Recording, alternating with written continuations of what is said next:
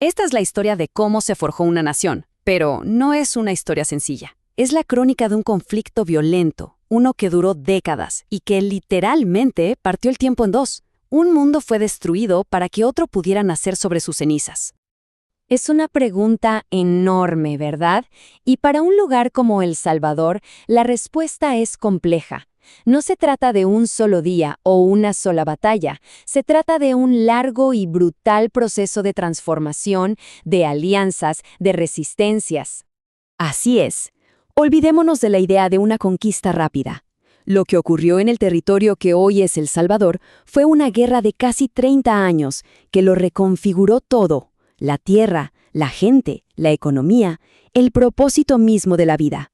Vamos a analizar cómo pasó esto. Ok, para entender la escala de este cambio, primero hay que viajar en el tiempo, a antes de 1524. Porque este no era un territorio vacío, para nada. Era un mosaico de culturas complejas, organizadas y con su propio ritmo. A grandes rasgos, el poder estaba repartido en tres grandes zonas. El más fuerte, el más unificado, era el señorío de Cuscatlán, una nación pipil bien estructurada. Al este y al norte, los señoríos de Lenca y Chortí funcionaban más como confederaciones, o sea, pueblos autónomos que se unían cuando había que defenderse. Ahora, y esto es clave para entender todo lo que viene después, hablemos de su economía. Se basaba en lo que se conoce como modo de producción tributario. ¿Qué significa esto en español simple? Que la tierra no era de una persona, era de la comunidad.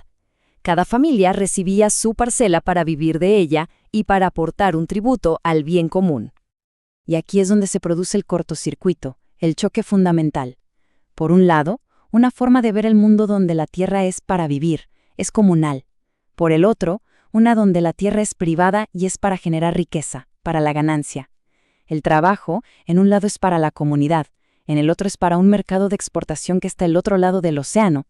Eran dos visiones simplemente irreconciliables. Y en ese mundo, con sus propias reglas y balances, irrumpió la violencia.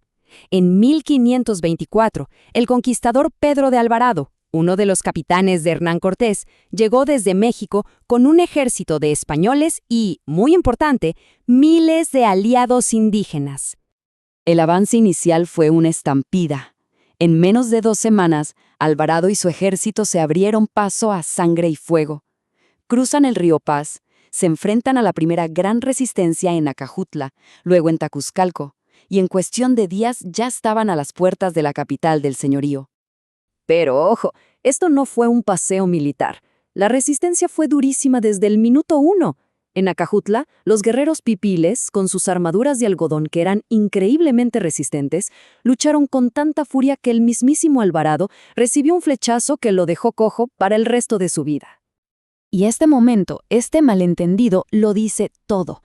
Los españoles querían oro, los cuscatlecos les llevaron lo que para ellos tenía un gran valor: hachas de cobre. La reacción de Alvarado fue brutal, los acusó de rebeldes y los marcó con hierro candente como esclavos. Quedó clarísimo que el objetivo no era negociar, era someter y extraer. Alvarado se fue en julio de 1524, pero esto no fue el final de nada. En realidad, fue solo el comienzo. La idea de que la conquista fue un evento de un par de meses es un mito. Lo que siguió fue una guerra de desgaste que duró casi 3 décadas. Basta ver la línea de tiempo para entenderlo. El primer asentamiento de San Salvador fue más bien un fuerte militar que tuvieron que abandonar porque las rebeliones eran constantes. Lo vuelven a fundar en 1528 y los levantamientos siguen por todos lados. No era algo esporádico, era una guerra de guerrillas, organizada y persistente. Una de las tácticas más efectivas de la resistencia indígena fue el uso de los peñones. No eran simples cerros, eran fortalezas naturales, lugares de muy difícil acceso que ellos convertían en bases militares casi inexpugnables para desgastar a los españoles. Un gran ejemplo fue lo que pasó en el Peñón de Sinacantán. En 1529, los guerreros pipiles aguantaron 2 asaltos frontales. Lanzaban piedras, flechas, de todo.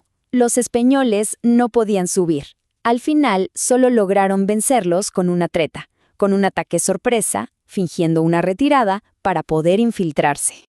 Bueno, dejemos lo militar por un momento y vayamos a lo económico, porque esta guerra no era solo por territorio, era por el control de la riqueza.